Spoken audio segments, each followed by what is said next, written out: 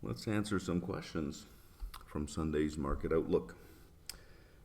First one, can we also have one video on all the important economic data interpretation in the applied series? Please like this comment if others want the same. I see 27 thumbs up. So I think what you want to see is a folder for economic indicators. And in here, there would be 3 subfolders, one for leading, one for lagging, and one for coincident. And then, of course, you have all of your indicators in here. We could probably throw that together over time. To do it all at one time is tediously boring and long because there's a lot of economic indicators. There's economic indicators for fiscal policy, monetary policy, economic activity, and it would be one country specific. There are other countries that have different types of economic indicators, so I would probably lean more towards North American economic indicators. The thing with economic indicators is there's usually 3 or 4 big ones, and those big ones change over time. So right now, the big ones are anything with inflation and anything with the job market. Those are the 2 biggest ones. That other indicators that are important are sort of just ignored because these guys are in the front seat. Whereas from 2010 to 2020, no one really cared about inflation. Inflation seemed to be a problem the other way, threatening deflation. It was too low. How come inflation isn't higher? So no one really cared about those. So it's hard to come up with a short list to say, here's what you should look at. It's more like, okay, here we are in the cycle, here's what's important, and this will change. But I could probably put together a folder over time for economic indicators which talk about each one and how to interpret each one, and leave the impact of it sort of, blank, because the impact will vary over time. Okay, what else have we got here? Some CFA comments. Could the CPI, PPI just have been the start of the new year price increases? Powell said he doesn't want to see better data, just more of the good data. This was definitely not good data, but I am wondering if I should stick to the long duration trades or just get out of them. I'm tired of having been wrong on beta and duration for the past year. How will the election impact the FOMC's decision this year? That's easy. They will tell you straight up that that's not a thing that they consider. They're not going to set monetary policy to influence an election at all. At all. So how could it be the CPI, PPI start of new year price increases? Well, that's assuming that we have beginning of year price increases. I don't know if that's a true statement. I think price increases happen when companies plan and project for price increases. I'm not sure they all happen at the same time.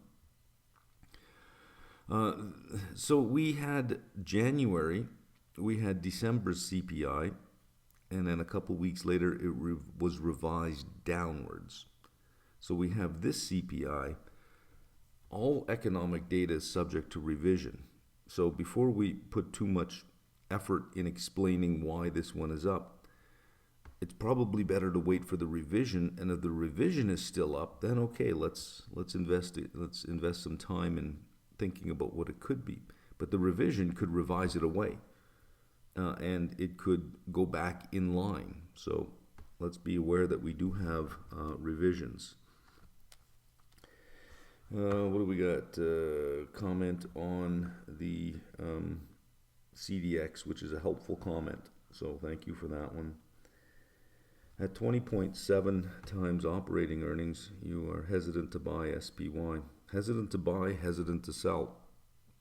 The interesting thing is if you take SPY minus the 7, and you look at the SPY 495, because I think we have 502 or 503 in the S&P, but you look at the 495, the forward multiple is much lower. It's only because the 7 take up so much weight, like 20%, a little more than 20%, I think.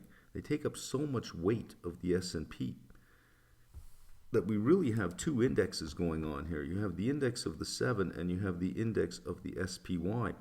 But it's weighted like 20%, 80%.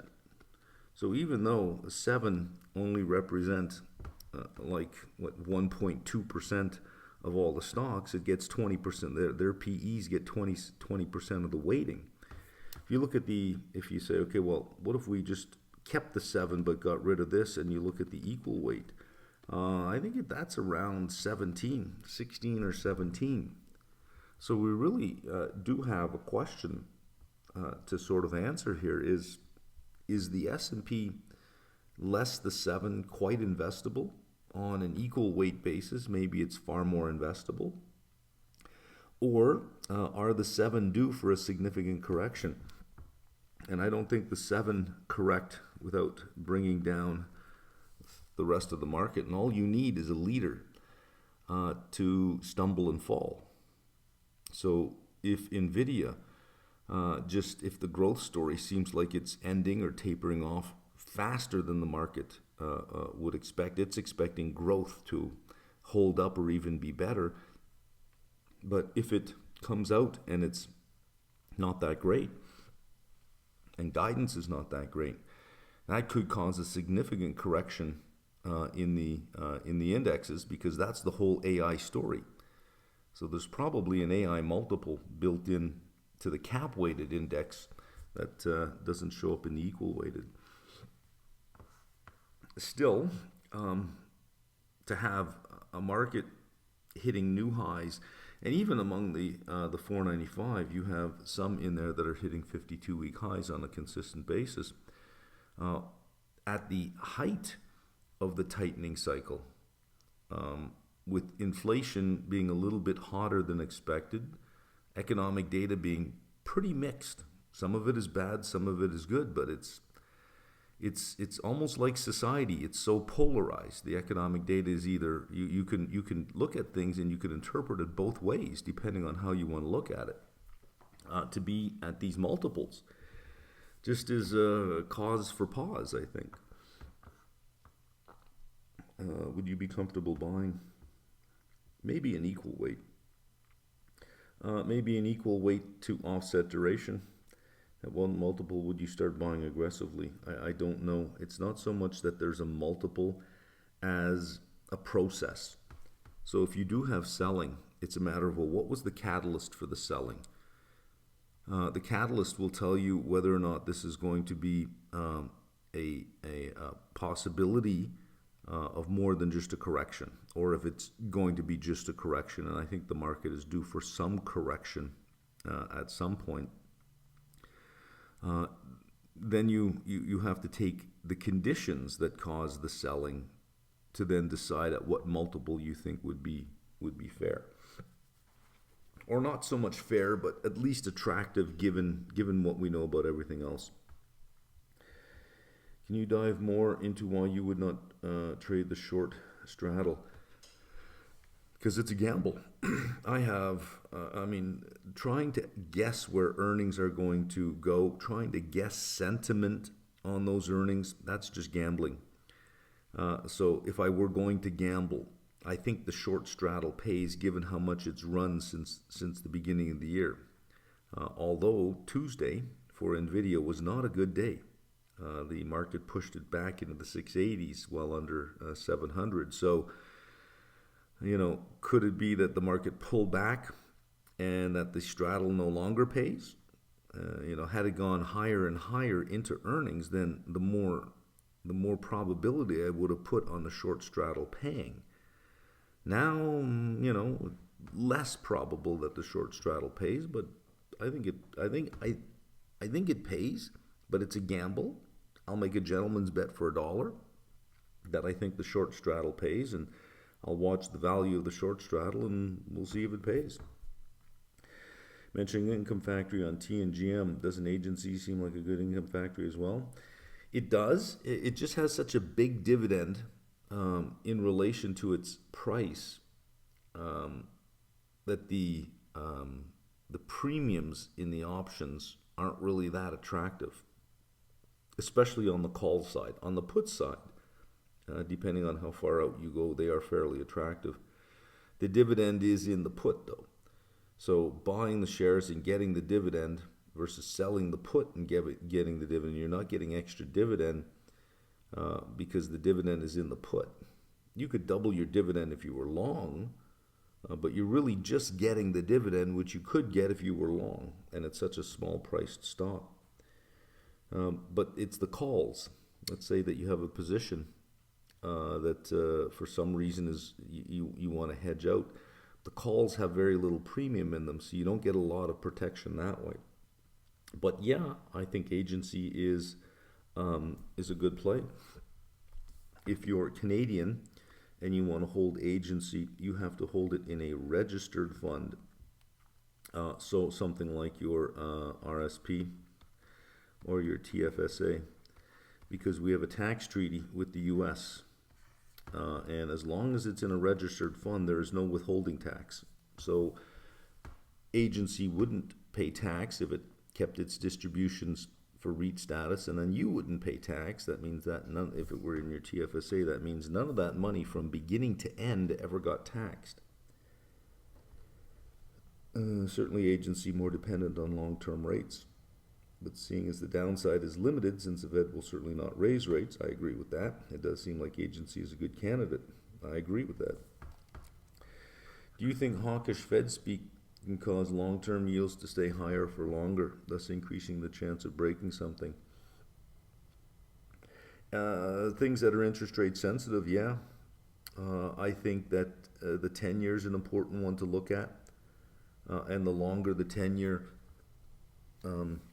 stays in the 4.25 to 4.5 range, I think the more it hurts U.S. commercial real estate. In Canada, it would be tied more to the 5-year.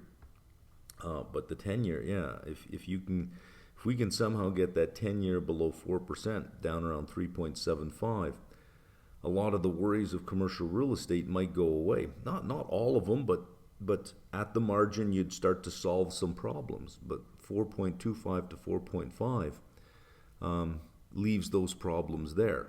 So the longer you go, the more maturities you have rolling over at the 4.25 to 4.5, or in the worst case scenario, above 4.5, even 5%. If it returned to the 5%, that would certainly put a nail in the coffin of a lot of the commercial real estate whose debt is expected to mature. No, it sounds crazy, but I'm wondering what helps the long duration trade more at this moment. A dovish Fed or a hawkish Fed? Yeah, I think if you went into a coma and woke up at the end of the year, you'd be a lot happier with duration than beta.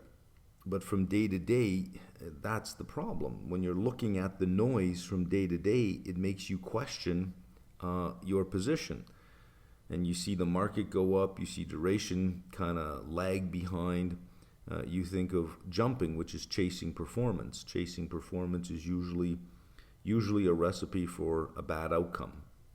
That when you've done your analysis, you've done the homework, you take a position. We know the Fed is intent on cutting this year. We know the Fed is going to have to stop balance sheet runoff at some point to maintain ample reserves. We know these things.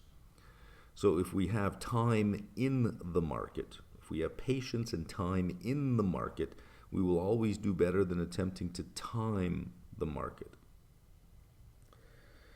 I'm a new member of the Applied series. Is there a section in the Applied series that shows a person going into retirement how to properly structure their portfolio for income? In the portfolio construction side, if you are going into retirement, please listen to me here. You want somebody who understands your personal circumstances. So telling you something, you're probably more in the buy and hold, and you're probably more on the income side. But me telling you anything is inappropriate because I know nothing about your circumstances. I know nothing about your goals. I know nothing about your other assets. I know nothing about the type of expenditures that you're looking for, the type of lifestyle you want. I would be irresponsible beyond all belief if I said, oh, load up on this. You do want to structure your portfolio for income, and probably for low volatility. In retirement, you're probably going to be targeting a 4% withdrawal rate, 4% of your assets under management each year. So if you have $1 million, you pull out 40,000. Over the next year, you're hoping it will grow by 4 or 5%. So you pull out 4% of that. That should last a long time. But again, I know nothing of your circumstance. And when it comes to retirement, it is all about you. There is no one solution for everybody in retirement. It is what is going on with you in your life, and what assets do you have, what resources do you have, what outside pensions do you have, and then you structure something that makes sense just for you. So I would see an advisor on this one. Just listen to what they have to say, because rule number one here of private wealth, KYC, know your client, because any advice has to meet a suitability test. It must be suitable for you. And without knowing you, I have no idea what would be suitable. Could you say a few words about the pros and cons of owner's equivalent rent, which accounts for approximately 25% of CPI?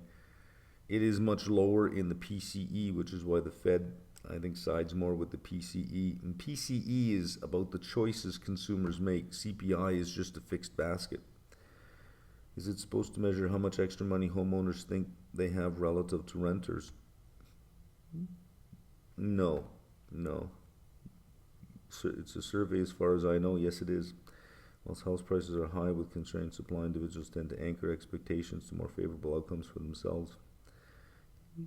Overestimate the rent they would be able to charge. Market rents are actually falling. Well, that is true. It does lag.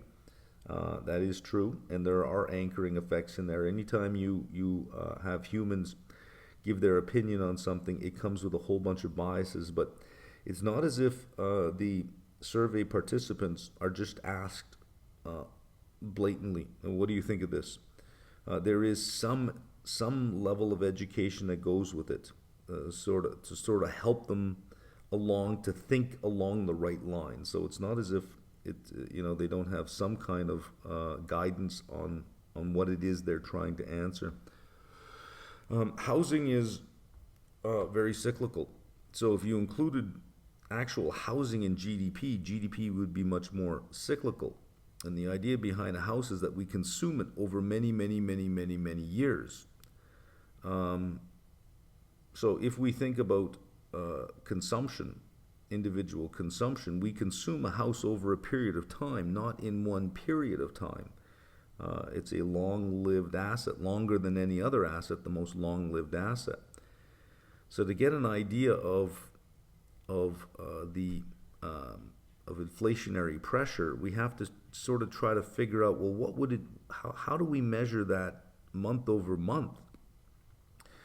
And the easiest way to do it is to say, well, instead of putting a housing into GDP, why don't we put owner's equivalent rent into GDP, because it is consumption of the housing service for that month. And you have to measure that somehow, because it's not objective, it is subjective. Now you may think, well, that's a broken scale. And a broken scale won't tell you your weight, but a broken scale will still tell you if you're getting heavier over time or lighter over time. So while it's broken, and it may not be a good measure of absolute price, if you use the same measure month over month, it's a good measure of relative price. The price this month relative to last month. So it does have some value in that, yes, we recognize it's a broken scale, but again, a broken scale will still give you a trend in your weight, right? Sector type video for the Russell 2000. We wouldn't need it for the Russell 2000. The sector studies, so understanding mining, that applies to a junior miner as well as a senior miner. Understanding utilities would apply to a small local utility as much as it applies to a major utility. So I don't know that you need a separate set of sector studies for the Russell 2000. Each sector is the sector of the economy. There would be a difference between the economics of a small company versus the economics of a large company. More expensive debt for a small company, more reliance probably on equity, and if there is debt, more reliance on secured debt than you would have with large cap, a higher weighted average cost of capital for the small company. Those things are separate from the sector. Those are company-specific things that wouldn't be captured in a sector analysis. You previously mentioned you wouldn't touch GM 10-foot pole in one of the videos. No? Can you briefly share again the change in decision to get back into the puts other than buybacks? Buybacks. That's the only thing. They pulled out of cruise. Well, not pulled out of cruise, but they certainly pulled back their capex, and they really pulled back their capex when it comes to EV. So that should lead to less variable earnings because they weren't really setting the market on fire on the EV space. I'll tell you that much. Well, I mean, maybe some of their batteries did light on fire. Maybe they were setting the world on fire. We just don't know. But being that they've shown their willingness to do a 10 billion, that's a 25, that was a little more than 25% of their market cap at the time. $10 billion stock buyback. That's an aggressive stock buyback and an accelerated one. Not just an announcement of one that they'll do over time and maybe they'll use, maybe they wouldn't. It means here's 10 billion, go buy now. It's accelerated, which boosted earnings per share because you have only 75% of the shares left. If you adjust for the shares, they didn't do that well. They didn't do any better than you thought they would do. So the numbers look so much better because the share count is lower.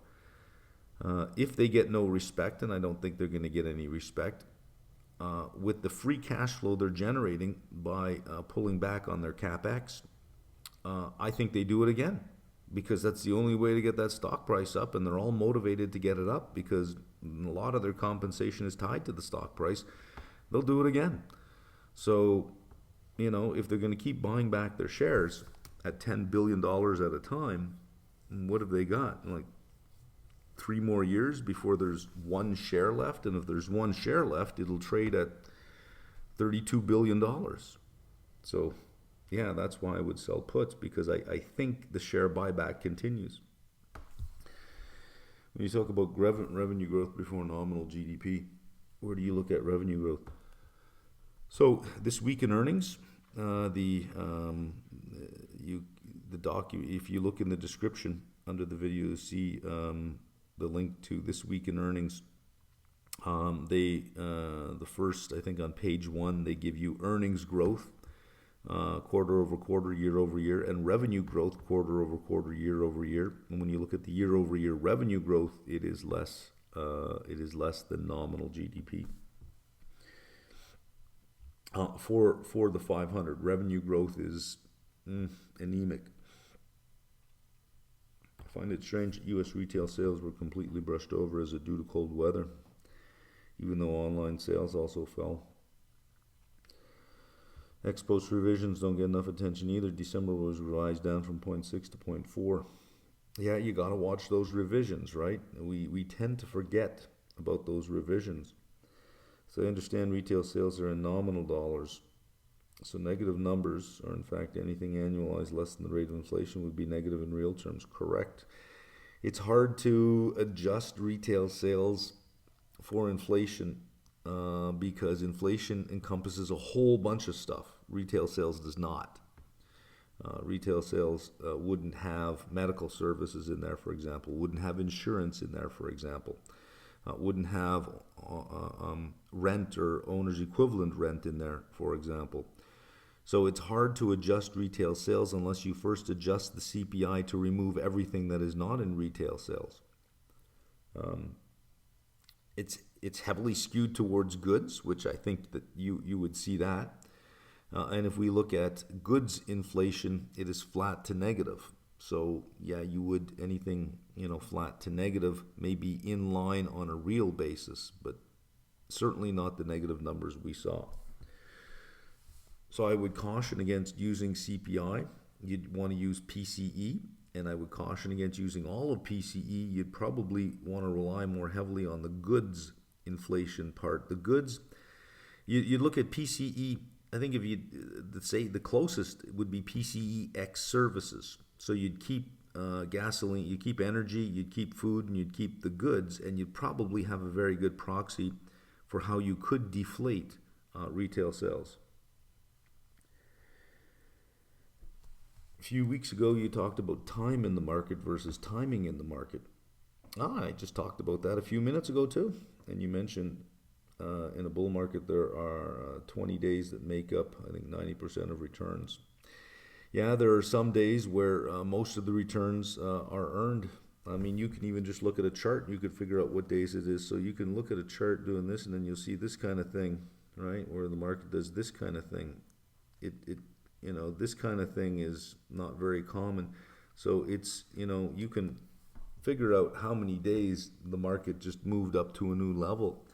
There usually aren't that many days overall where the big gains come. Another thing that you could do is take a daily return series. And this is a great way to test it yourself rather than, rely on something else.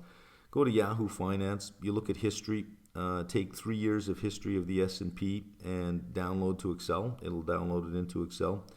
And on the call, calculate a daily return, which isn't too hard to do day to day, and then you just drag the column down to calculate it. Then sort it ascending, and you'll see the big gains. Are pretty much the first. If you're doing 3 years, you'll have 750 data points. Like the first 60 or 70 will be the biggest returns.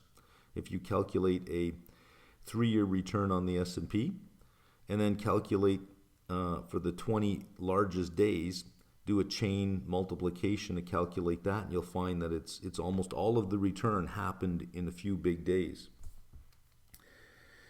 Now, could you share a source or any other research on the topic? So I've just described how you could do it. Could you please share your thoughts on generative AI now that it's been around for more than a year?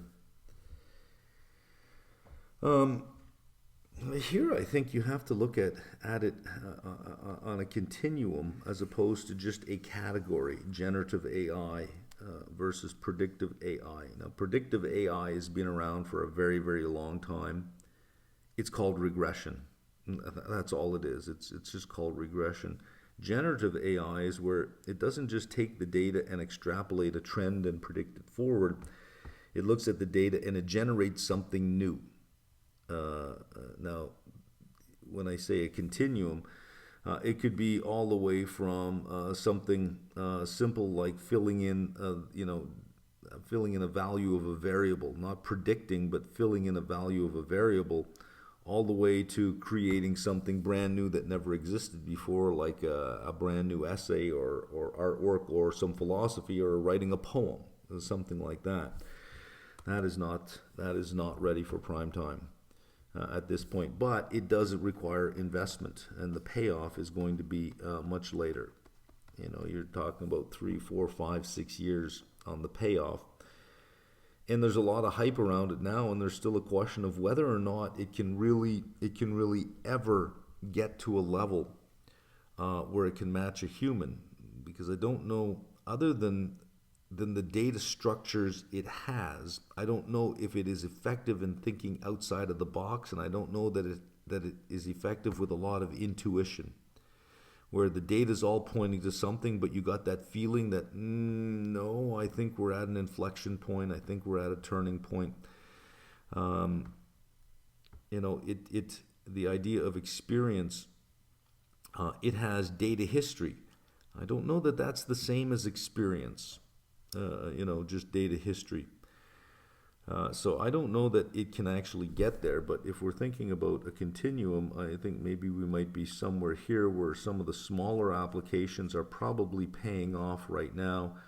And innovation will obviously move it forward, but I don't know that I would trust a generative AI output. If I asked it a series of questions and it gave me output, and then I based some decision on that without fact checking the output, And if I'm fact checking the output, then why don't I just go to the sources and check them myself? Regarding the AI story, I'd like to know your point of view. What do you do in a situation where it keeps going higher and higher and your portfolio is underweight in this sector? I feel like the AI story could keep going for longer. That's true, it could, but I feel it could also crash because of a lot of growth is expected from those companies. So just to put a little history lesson on this, let's think about telcos, and let's think about the internet. In early 99, a lot of hype around telcos. All that data's got to travel. It's going to be fantastic. And the internet, that's going to change everything. It's going to be fantastic. Well, the internet did change everything, but in this sort of way, right?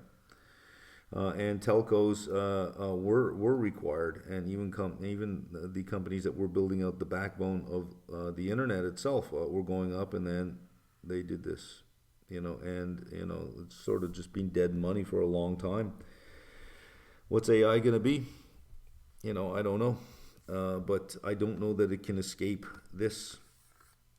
If it is going to be something and it is going to change something in the long term, there's your long term, and here's your short term, right? But when does this happen? I think there's your midterm on there. So it is momentum until it breaks. And then when it breaks, we'll have clear visibility on what it will be. And maybe it does change everything except profit margins and profitability and earnings per share. Maybe it changes things like creating a bunch of new companies, but not much else. So there was a lot of promise around the internet, and that promise paid off. But years later, certainly it was years later. And with the telcos and building out the internet, something like that, at some point it is built out. So if we think about generative AI, if we're thinking about application, let's just break it down into the software, I think there is a very long tail. But if we're thinking about the hardware, I see it as more of the telcos, and the software as more of the internet-based companies themselves.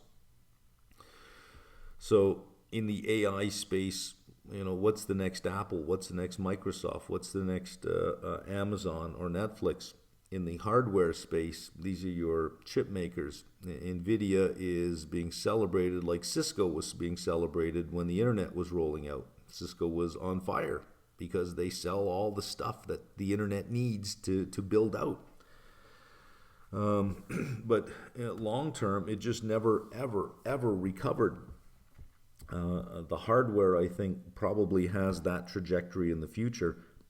So going, in the long term, we think, if we think we like the AI story, I would be looking more for, what companies can sell some platform or can sell some application or some killer app that creates the next, sort of like Netflix Meta type company, or the next Google or the next Amazon, as opposed to saying, which hardware company will be the long-term winner.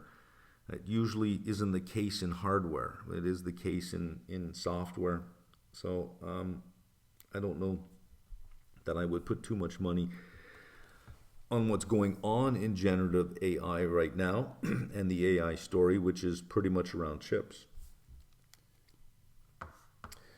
I feel like the AI story keeps going for longer. Okay, we've already done this. Long-time subscriber, enjoy your analysis. Have you ever paid any attention to all those mechanical flows underneath the hood, like volatility dampening via shorting, the VIX, gamma squeezes, OPEX influence in the market? Not really. I think if there's a good story, that's everything. What's the story? What's the investment thesis? What's that? All of that other little stuff. I think that is in the cart.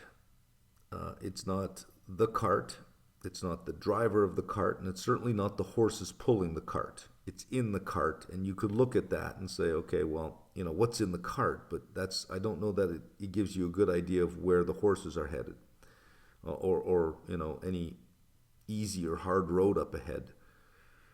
More technical indicators than anything, and It's really, no, I haven't spent a lot of time on that at all. Do you feel it would be a better idea to do an AT&T covered call or sell puts first, letting the shares get put to you? I'd be doing puts first. I don't think it's going up. AT&T is a boring company. It's not a growth company by far. It's an expensive company for growth in terms of how it has to buy growth. It is following a strategy that is different than the other two big ones, leaning into fiber more than fixed wireless. That's expensive. That is expensive to roll out, which means they'll always have a high debt level. Yeah, it's just I don't think they're going up, but I don't think they're going down. The asset base, the network provides good, stable, reliable cash flows. So nice dividend, 6.5%, but that's about it. I mean, if you're looking for an alternative to, a 10-year bond that pays, 4.3%, AT&T might be a nice thing to hold because of the dividend, and it's taxed better than interest. But with the puts have nice premium that you could sell the puts, have them put to you if you're doing the 17s, and sell the 17 calls. I just don't see them going to $30 anytime soon. Inflation may eventually make the dollar less valuable, such that it does get to $30 just purely on inflation. But AT&T and Verizon have been dead money for a long time. But that doesn't mean there isn't a trade there, right? On the money on the sidelines topic, even if funds do shift from money markets to equities, does that not just mean someone sold their position in equities and is now also on the sideline? Not necessarily. For somebody to buy, of course, somebody has to sell. But you could, let's say you have 50 people that own equities, and another one comes along, you have 51, right? And then you'll have 52 people, then 53 people, then 54. And as more money goes in, shares don't increase. Which means to induce people to sell their shares, you're going to have higher prices. Because, yes, there has to be a seller, but the more people in the market, the more scarce the shares are. At the margin, they become more scarce, which means you're going to have to pay somebody more to have them sell it to you.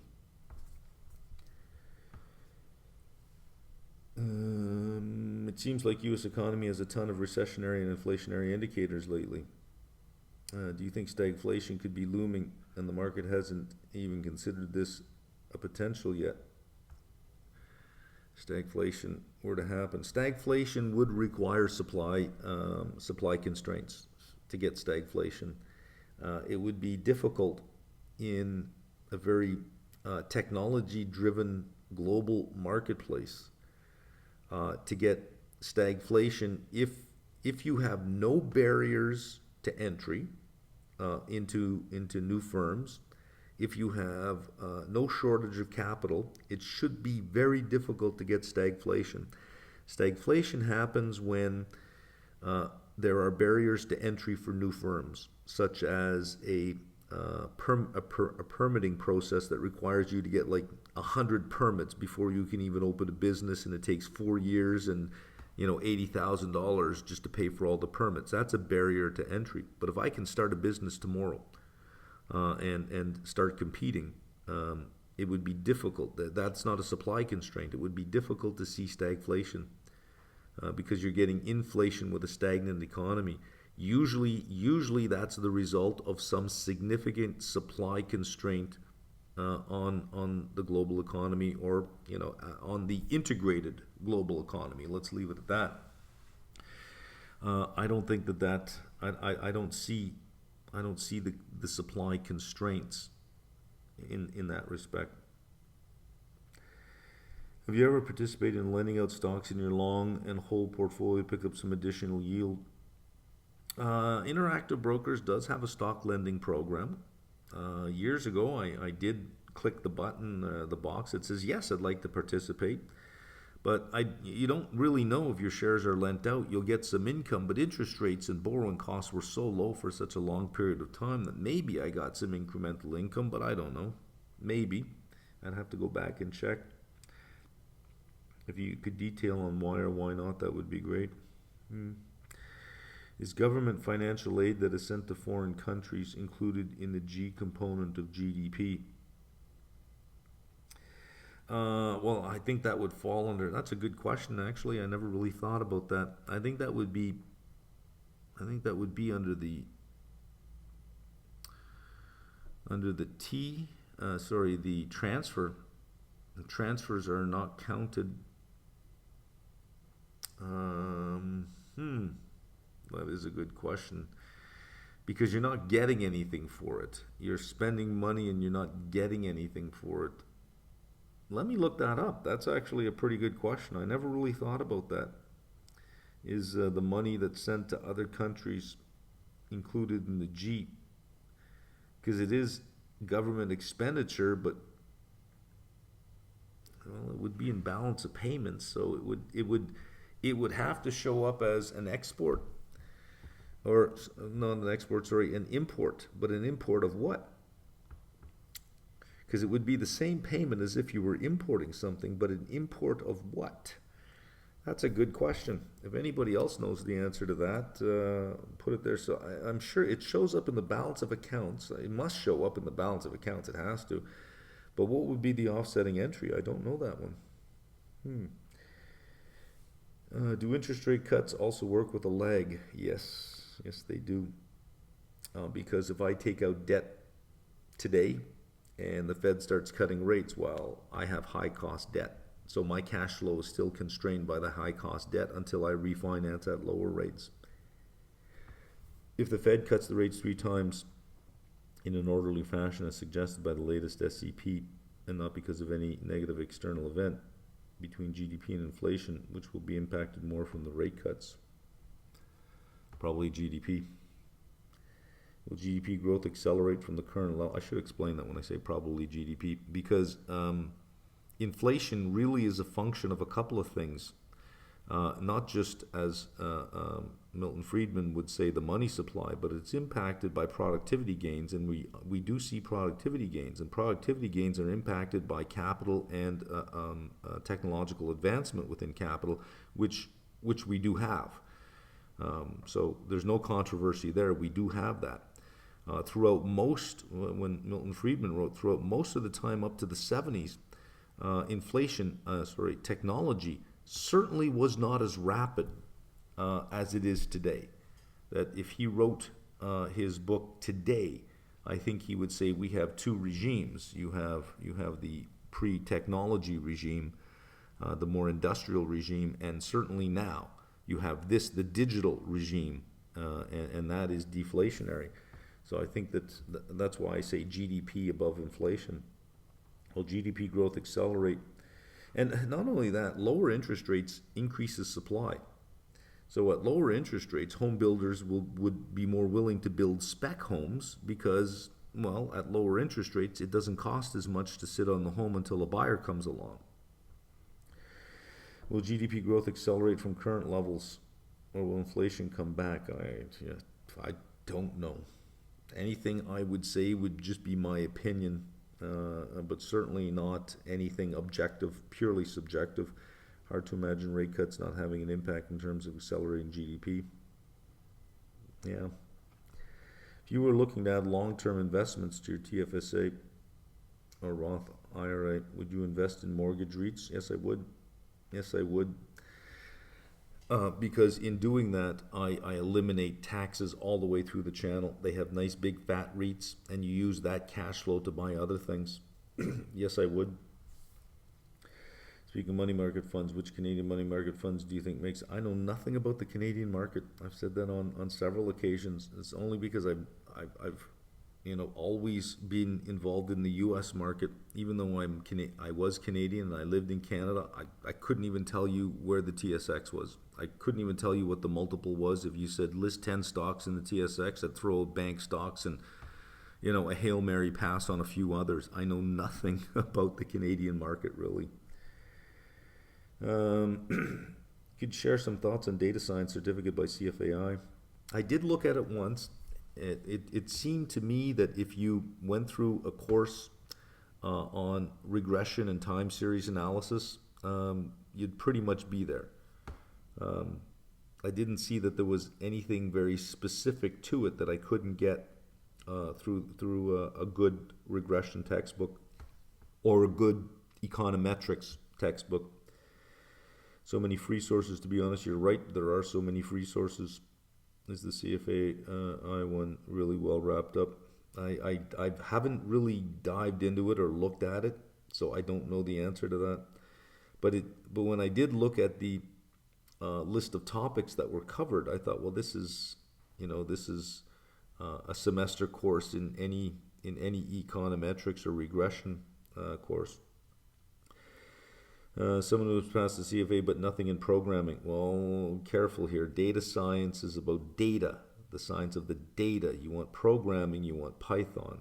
Now, you probably need both because I got all this programming, but how do I use it? Well, then you need the data science, the more statistical side of it. But if you think about programming, that's Python. What do you think of buying January 110 strike TLT calls and selling short dated calls to recover some of the premium? Yeah. You mentioned that selling puts is your favorite strategy. How often do you buy and hold calls? Not often. Maybe I should say that as not often enough. Maybe I really don't. I really don't buy calls because I find stocks that I want to own, and in my mind, if I sell puts on stocks I'd want to own, I cannot lose. So I have strategies in which heads I win, tails I win. If the stock price doesn't fall, I keep the put. If the stock price falls, I get the stock at a lower price than my decision price. My decision price is the price at which I look at the stock and say, well, I'd own it at that price. So heads I win, tails I win. But no, I don't really buy calls. So maybe I could do with stepping out on the ledge and buying a few calls. Is there an ideal days to expiration when selling puts calls? Usually shorter periods of time are better, 30 to 45 days. Don't want to be closer to expiry for the accelerating theta decay? Yes, there you go. So 7 days would be better than 30? Not necessarily.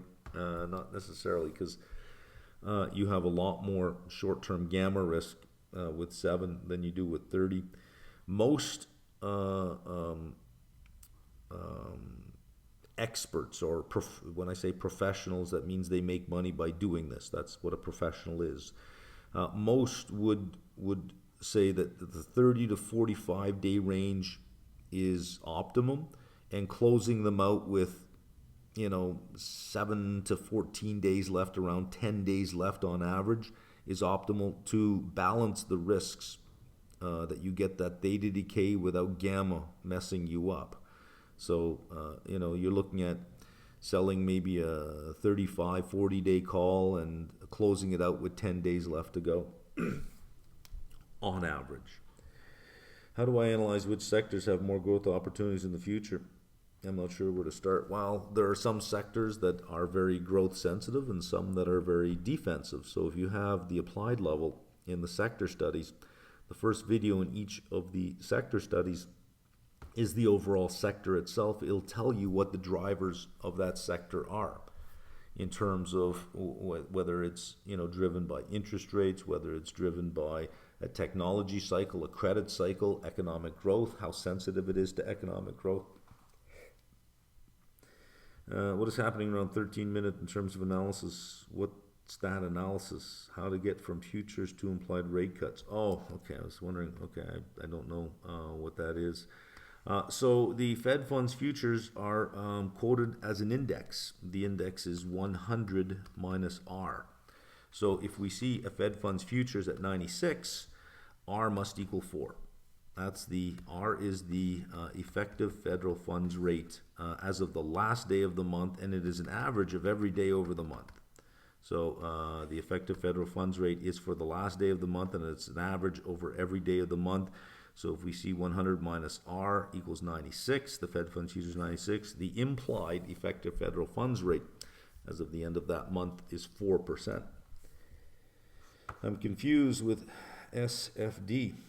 If I'm not mistaken, SFD means the foreign currency is the price currency, so either pay or receive the foreign currency to buy the domestic currency. Correct.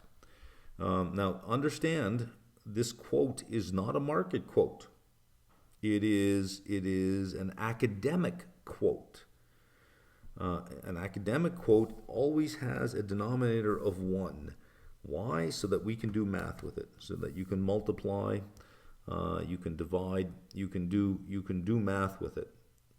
That's all it is. That is not a market quote, okay? So yeah, it's every quote is of the form price over base. The base always equals 1. So if the base is a US dollar and the price is the Canadian dollar and it says 1.3542, what this is saying is that 1 US dollar costs $1.35 Canadian. That's all it is. Just think of the denominator as a can of Diet Coke, if it makes it easier. How much is a can of Diet Coke? $1.35. If this went to $1.40, you'd say the price of a can of Coke went up. The price of the US dollar went up. If it went down, it went down. So the denominator, just think of the denominator as nothing more than a stock ticker. And the price you see is the price you pay for one share of that stock, which happens to be $1 US, is one share of the US currency. So if you think, well, the US currency is a stock, it's priced at 135.42. That means one share of that currency, $1, is worth that price. It's not that difficult. Could you clarify when to multiply, when to divide by the spot to buy and sell one currency? When to multiply and when to divide by the spot to buy and sell one currency? I'm not following that. Looking at the arbitrage relationship of forward currency exchange rates, spot currency exchange rates, I got really confused because if I'm Canadian, I want to convert CAD to US. Do I need... Oh, I see what you're saying. Okay, I get where you're going here. If you have Canadian dollars and you want to convert your Canadian dollars to US, you would divide on the way down, multiply on the way up. So if you have US dollars and you want to know how many Canadian you'll get, you multiply. If you're going from the numerator to the denominator, you divide. If you're going from the denominator to the numerator, you multiply. So there we go. Could you please explain the arbitrage opportunities of forward is mispriced compared to the... I'll pass on that. You're hitting me up with a whole bunch of CFA questions, and I'll pass on that. Can a fund that runs an international developed strategy justify a large position on NVIDIA with most of its revenue coming from international developed countries? Well, where is the international fund domiciled? If it's an Australian international developed strategy, then NVIDIA is international, all right? So when it says international developed, is it international developed ex-US? Because the US is a developed country. Internationally, it's a developed country. So unless there is some statement in this fund that it is everything but the US, it's international developed ex-US, then I don't know why US would be excluded in an international developed strategy, because it would be. It would fall into the definition of, developed country. If I check the schedule, there's an applied series Q&A on February 25th. Yes, on the Sunday. Will it go as planned? Yes, it will go as planned. Since I am here full time now, I don't have to keep moving back and forth. My alarms that go off that let me know that I have appointments and sessions are set to this time now. So yes, it will go as planned. When playing a spread, do we require any margin as long as the short position will expire before the long one? No. No, it those should balance each other off. The same underlying, the same strike. Yeah.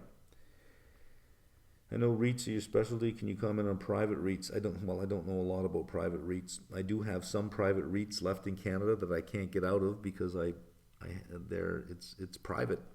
So you have to wait for redemption gates, which don't happen till the end of this year, the end of 2024. Skyline REIT, for example, I have an industrial REIT, apartment REIT, and a few others. Just curious on your thoughts. Apartment REIT has averaged over 14. I'm bullish on apartment REITs for Canada. Not so much the US, but Canada. The kid in charge is not going to stop immigration because, again, as I've mentioned in previous videos, they tend to vote Liberal. They tend to land in Liberal strongholds and they tend to vote Liberal. So that's not going to stop. I don't think the kid cares whether or not they can afford a house or what their quality of life is. As long as it increases his probability of staying in power, the kid doesn't care what happens to the rest of the country. Oh, by the way, if you want to hear some funny parody songs about Trudeau on the internet, there's a couple going around now that are parodies of Gangster's Paradise, called Canadian Paradise. Living in Canadian Paradise. It's two of them. They're pretty funny. And once you listen to those, you'll see there's a whole bunch of different parody songs about Trudeau. No one likes this guy. Like, nobody likes this guy. But it's a good, funny one to listen to. But I am bullish on equity apartment REITs in Canada. I like KMP. I think we're over $19 on that. Cap REIT is back over $50, or it was over $50. InterRent is high 13s, heading to 14. I would, if we have any kind of market correction where these guys pull back, and it's quite common for them to pull back 10-15%, I would probably oversize that position. I would load up on them because where are they going to go? Canada cannot build homes fast enough. I think the last amount of spend they spent like $4 billion to encourage home spending, and they built like no homes. So it's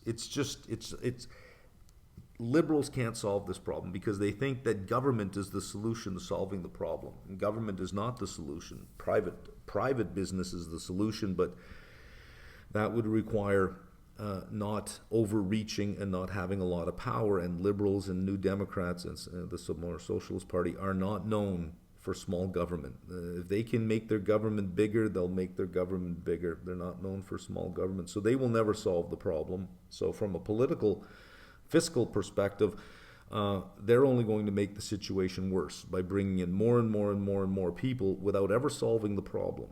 So rents are only going to go up. They're only going to go up. Let's see. Do you really believe that using forward PE is useful? Well, we buy the future, so I think it's more useful than a trailing PE, as the forward PE contains the analyst's opinions bias. Well, anything about the future contains the forecaster's opinion. No, but it's not that the future is difficult to predict. It's the future is unknowable. It cannot be known. It cannot be known. So everything about the future is somebody's opinion. Educated opinion. Some people have better opinions than others. Some people can read trajectories better than others, but everything is just an opinion. That's all it is. That's all it is. And most of the analysts are wrong. So this is, think about the wisdom of the crowd. Where do we get that statement from? Some experiments in economics shows that the average of all people's guesses tend to be the most precise. So if there is a jar, and in that jar there are jelly beans, right? You must have seen this before. You have all these jelly beans. I'll draw them more rounder here instead of trying to get the shape of them. You have all these jelly beans in a jar, and you guess the number of jelly beans, right? Well, this person's right. Most of them are wrong.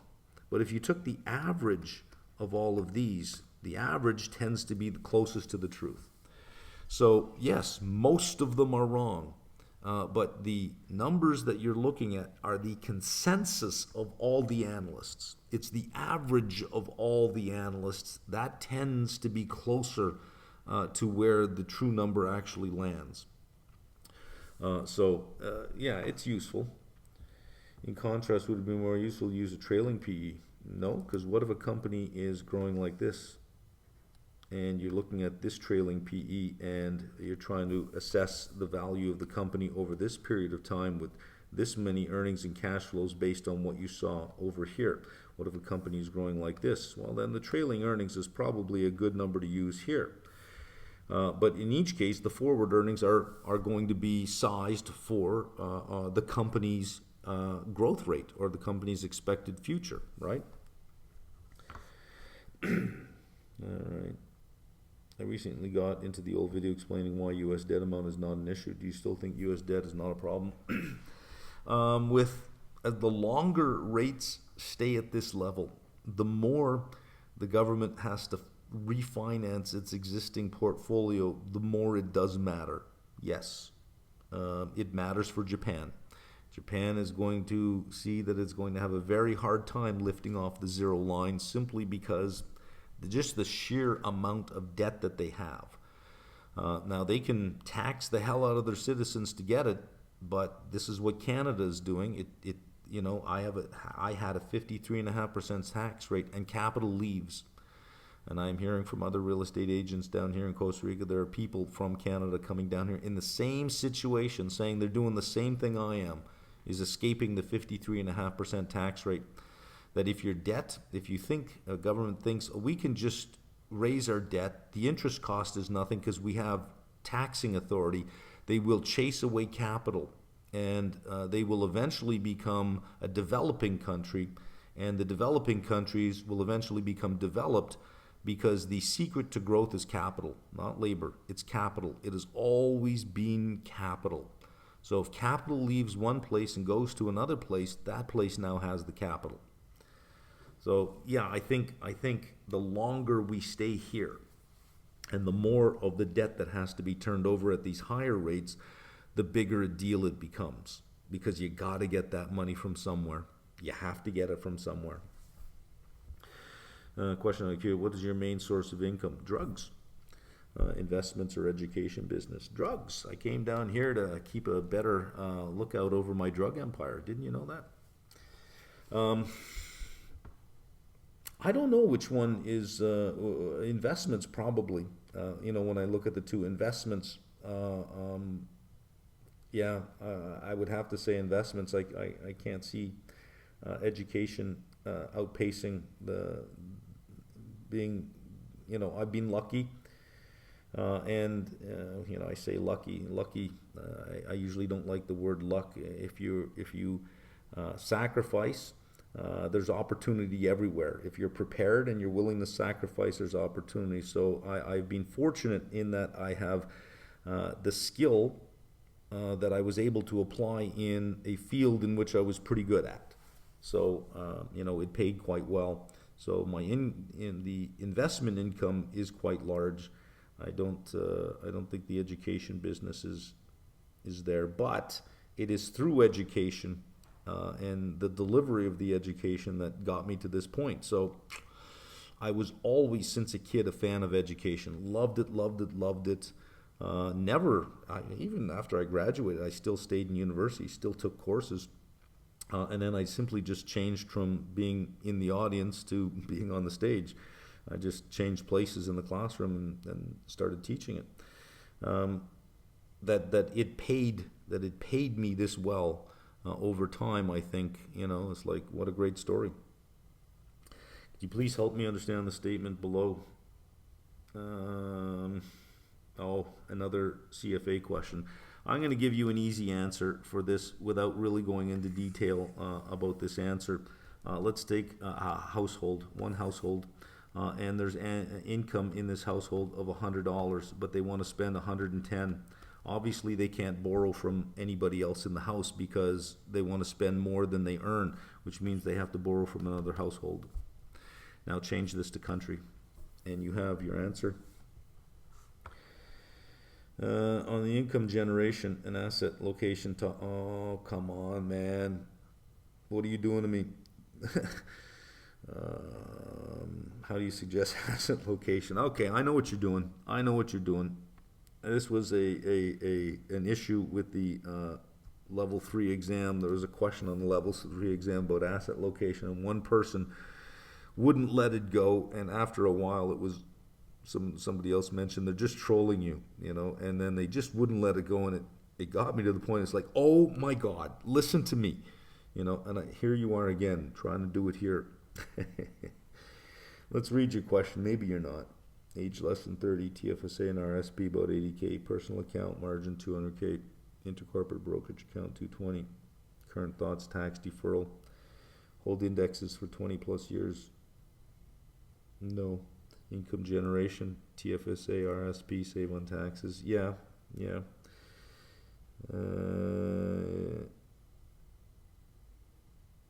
When you say tax deferral compound, do you mean in your taxable account you're just going to let it run for 20 years before realizing the capital gain? Then sure. Oh, there it is, in personal corporate account. Then yeah, you had that right. Growth in your taxable account, and then income, pure income in your RSP, and then a combination of income with some growth in your TFSA. Yes. If any, how does the U.S. dividend withholding tax impact your strategy? AT&T, GM trade? Well, you can't do that in a registered account. You can only do it in a taxable account. And the selling of the puts and calls is governed by Canadian tax law, not U.S. tax law. The dividend withholding, you would have a dividend withholding. But you could do AT&T with a synthetic using leaps, right? And if you did AT&T with a synthetic, you would not have currency exposure or very little currency exposure. You would not have any withholding, and the dividend would be in the combination of the call and the put. The present value of the dividend would be in there, but the interest rate for 1 year is running 4.8%, something like that. The dividend yield is 6.5%, so the continuously compounded present value almost takes it away. Only because interest rates are so high, it pretty much takes it away from you.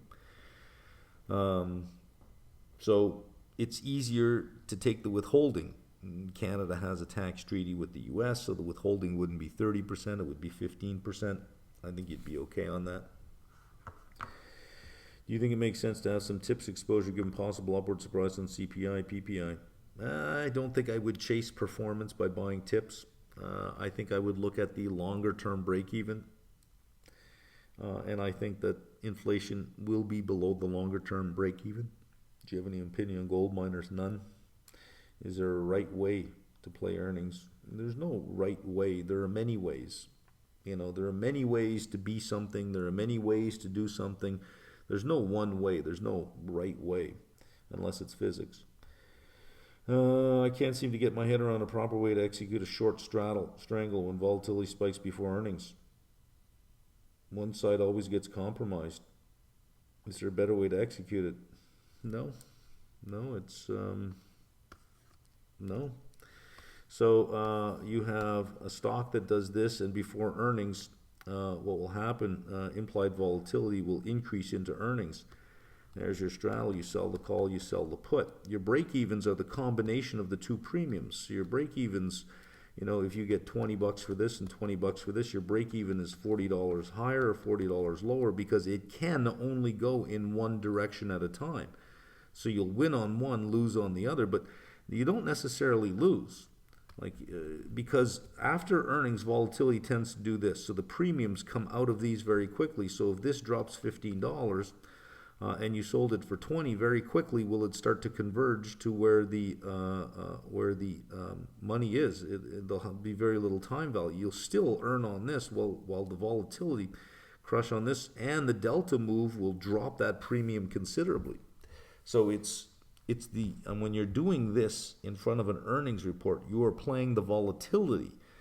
That after the earnings, there's sort of two things you're betting on. One thing you know for sure, implied volatility is going to drop considerably. You know that for sure.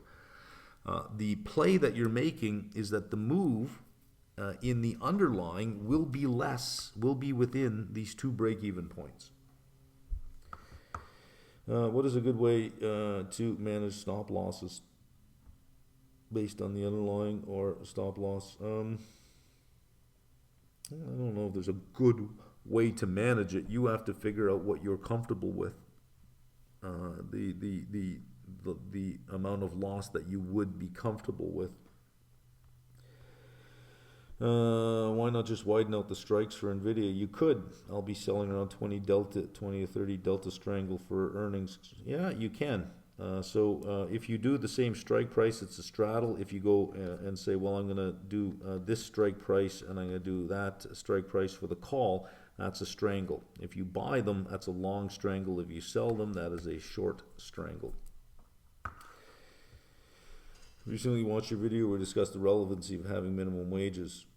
Well, you make a very good economic point. I'm not sure that would translate in the real world because most of the developed countries did not have minimum wage in the early 20th century, but I do not believe it provided incentive for people to pursue higher education and higher paid jobs. And people still demanded it. I do not believe it provided an incentive for people to pursue higher education. Why would a minimum wage be an incentive to pursue higher education? I'm not seeing the connection there. And it didn't give an incentive to pursue higher paid jobs. I don't understand that. Isn't the higher paid job the incentive in itself? People still demanded minimum wages. I remember you said it was the workforce's responsibility to negotiate, demand higher wages. But wouldn't you agree that overall? Okay, so whenever anybody makes those kind of, like, you got to watch the rhetoric, but wouldn't you agree, which is not a, it's a rhetorical technique that you can dismiss that right away.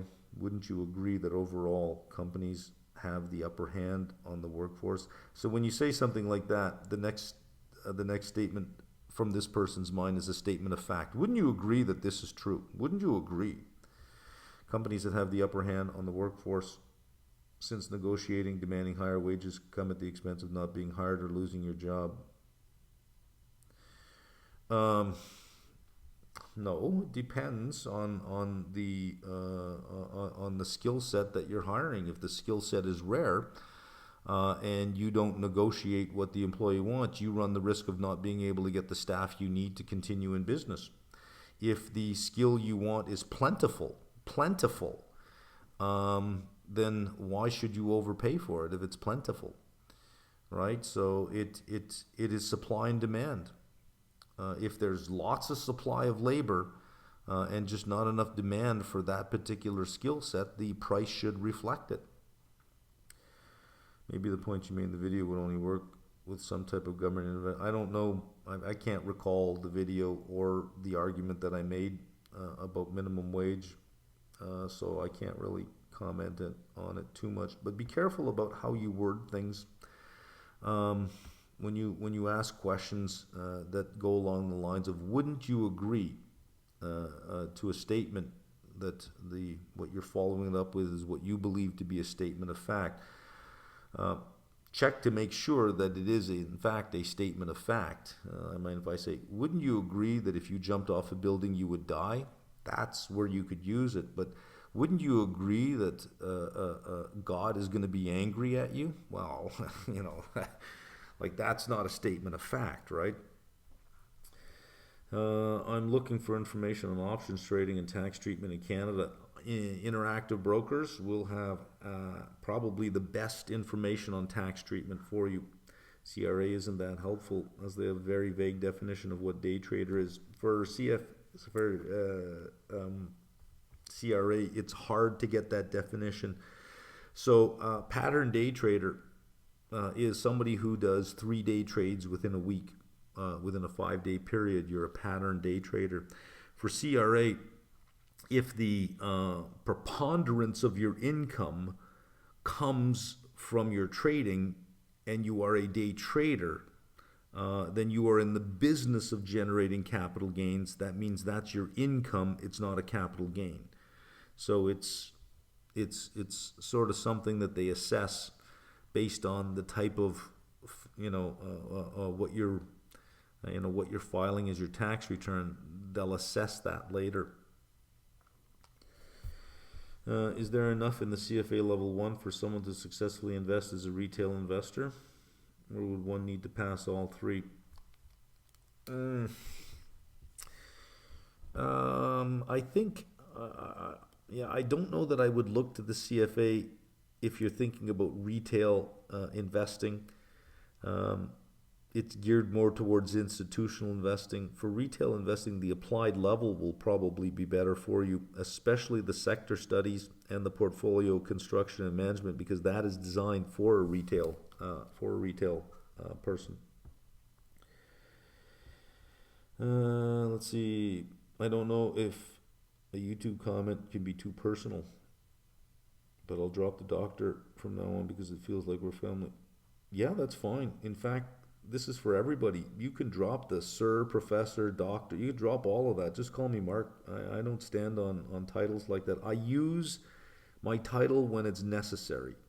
If I feel that I need to, let the person I'm dealing with know that I'm not just somebody, I'll use it in very particular circumstances. But for the most part, I don't care about the title. Even in class, when I had classes, it was like, just call me Mark. Some people who have the title are very proud of it, and they want it mentioned all the time. And I'm not that big on it. We are getting a somewhat sideways and upwards direction from the market in the last quarter. Yep, the thought of a recession had an echo chamber effect in 2023, and it seems a result of a costly 2022. The bank run back in March 23 that, in my opinion, is now totally vanished from the discussions. Well, it's vanished from the discussions. That's a good way to put it. And it hasn't totally vanished. I'm glad you put that ending part on, from the discussion. It has vanished from the discussion. Should we reintroduce in our thought process, especially with UK and Japan and technical recessions? Although immigration helps US, to address your point, elections are on the way, or do we live another 2 or 3 quarters to rediscuss the point? It is a polarized market. I don't know that there's been a tougher time to play beta than now, because you can find a lot of good reasons why the market is overvalued, and you can find good reasons why the market is fairly valued to, I hate to say it, there's some pockets being undervalued, some pockets, but not the market. So you can make a case on either side. You can make a long case and you can make a short case. And I don't know that you would get many people that would disagree with your points on either side. So it's just this schizophrenic, polarized market, much like society is so polarized today as well. It just seems everything is polarized. You have UK, Japan, most likely Germany. Germany is probably in a recession. Canada is coming in behind. Canada will. I don't know that it can escape it, only because of the amount of people that have to go to the bank every day and get their mortgage at the now higher interest rates, because it's 5-year renewal terms, right? So, here's the interesting thing. I was at Costco in Canada with a friend, just grabbing some things before I came back down here, and we were just sitting eating one of their hot dogs, because you got to have one of their hot dogs if you're in Costco. And she said, look around. What do you notice? And I'm looking at it and I'm going, well, what is it? Look at the carts. None of them are full. And I looked, and normally when you go to Costco, everyone's got a full cart or near a full cart. Everyone loads up when they go to Costco, and you look at the carts, and it's all like, everyone had 4 or 5 items. They were coming in just for what they needed, and I looked at cart after cart after cart after cart, and it became so obvious at that point. It's like, wow, look at this. It was a pretty big signal. I don't think Canada can escape a recession. Consumers are already being very, very cautious. I went to the grocery store just to get a few things. I couldn't believe how much it was. Get to the counter, $60. I go, you got to be kidding me! How is this happening? Now, I'm rather insensitive to the price, but still I couldn't help but notice, you got to be kidding me. That was $60. Come on. So I think we're right behind. I think that I don't know how long this can continue on. I think we have good numbers simply because there are just so many people working, but each person is saying, "Come on, man. Look at my rent. Look at the food. Look at the price of gas. Come on, something's got to give."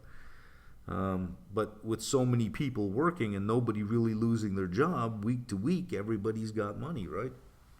But yeah, it's I don't think I'd be comfortable committing a large sum to beta at this point, but it just keeps going up.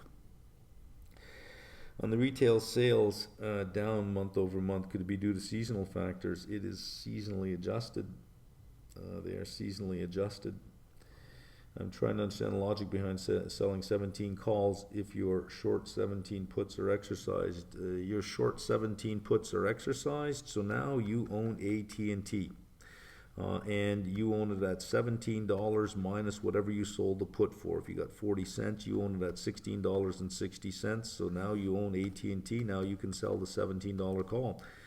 And if AT&T stays below 17, you get to keep that premium. If it goes above 17, it gets called away from you. Then you go back and you sell the 17 puts. That's all. Selling 17 put means you have to buy AT&T. Yep. Selling 17 calls means you have to sell AT&T. Yep. You do not want to own the stocks. You sell 17 calls to get paid to get rid of the stocks to the puts exercise. Yeah, you're really just collecting premiums. AT&T is probably not going anywhere for quite some time. I think it has a low probability of really breaking out much above 18, 19 bucks over the next quarter. It's a heavily indebted company that continues to add debt. Now, it has been using private equity, partnerships with private equity, infrastructure funds to build out its fiber. Using joint ventures, which I think is a rather interesting way to finance its growth. It has been doing that, but it's too soon to determine whether or not that has value. The joint venture that AT&T does have is with BlackRock, their infrastructure fund. AT&T is at current the only wholesale customer. I don't know, because AT&T a month later still doesn't have its 10K. What the hell is going on there? They still don't have their 10K up a month later. I'm getting real tired of that. What are your thoughts on commercial real estate meltdown that's currently in progress? Well, so you are stating a number of things here. Look at your question. You are stating it as a fact. The current real estate meltdown that's currently in progress. So you're asking me to comment on something you think, as opposed to saying something more along the lines of, what do you think of the challenges in commercial real estate, which would be a better way to ask that question, because a lot of your own bias is in this question, right? The commercial real estate meltdown that's currently in progress. If this were research and you were doing research, we would call this a leading question, which would invalidate your research because your question biases the person answering to answer along the way that you ask the question. These sort of, the questions of, wouldn't you agree that, and this. So, not being critical, just if we're going to ask questions, there are ways to ask questions to sort of elicit responses that may challenge what you think, as opposed to looking for answers that simply just agree with it. Oh yeah, that's a big thing. Because when I say, I agree, I'm agreeing that it's a meltdown, and I'm agreeing that it's currently in progress. I'm not agreeing to either of those things. It's a very challenged environment for commercial real estate, and some pockets, some types of properties, you could call it meltdown. Paradoxically, if we look at multifamily properties in the U.S., it's really the Class A buildings that are in trouble. Not the Class B or Class C, but the Class A are really in trouble because there was a lot of overbuilding in that space. If we look at office properties, it is mostly secondary cities, Class B and Class C buildings that really have a problem. But primary cities, Class A and primary cities are doing okay. They're holding their own. So it is, you have to be careful with commercial. Industrial is doing just fine. Retail, well, retail is being challenged for quite some time. And it's country by country. Canada, multifamily, on fire, on fire. And I think it's going to be in demand for years to come. The commercial real estate troubles in office are a holdover of the pandemic and the work from home thing, which I really don't think is a thing, nor should be a thing, and a function of the interest rates. So there'll be some trouble to get through for the next couple of quarters. Yeah. I wouldn't touch office. I wouldn't touch retail. I wouldn't touch them, and I wouldn't touch multifamily in the U.S. I shouldn't say I wouldn't touch. I don't see an upside catalyst to multifamily in the U.S. Not that I see a lot of downside. I just don't see a lot of upside. But office and retail, I wouldn't touch. Immigration is the missing link in home price and inflation. The baseline estimates imply that an annual increase in the stock of foreigners equal to 1% of the initial population leads to an increase in single-family homes by 4.3% and an owner-occupied apartment price by 5.9%. So for Canada, the apartment side has sort of followed along, but home prices haven't yet. Home prices are still in Canada very subject to interest rates because of the short tenure of the mortgages. You have to renew them. Even though you have a 25-year mortgage, you got to renew them every 5. So that's probably more U.S. based. And in the U.S., home prices, sure, but certainly property prices haven't come along for the ride on that one. What's the most common winning investment strategy for a new beginner? Education. Education. And with education and time will come experience. And that's the formula. That's the strategy. That's it. Somebody yelling at me here. Hello, Professor Meldrum. Good to hear from you. I know it must be hard for you leaving a place you called home for so many years and making a new one. Actually, it wasn't that hard. But let me tell you, everybody would want to be in your position.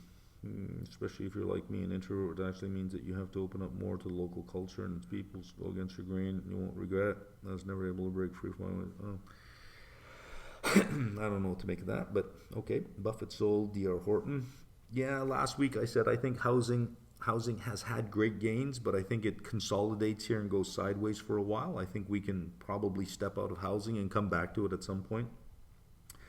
High-level India thesis. I think the next 10 years for India will be what the first 10 years was for China when it entered the WTO. I think it's India's decade. Do you worry about government regulation? I don't know enough about the Indian market. Next decade, do you see it outperforming the S&P?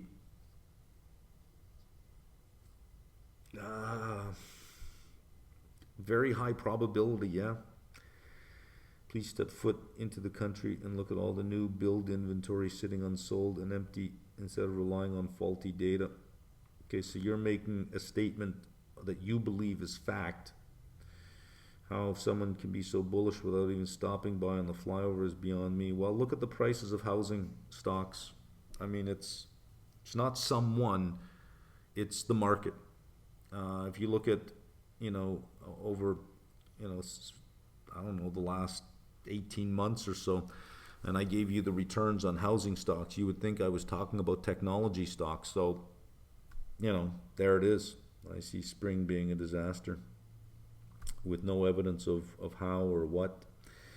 So this is, when we want to say something, you want to try to be as close to truth as possible to give nobody an opportunity to tear down your statement. This is a tear down statement. It's easy to tear down. You want to influence in debates.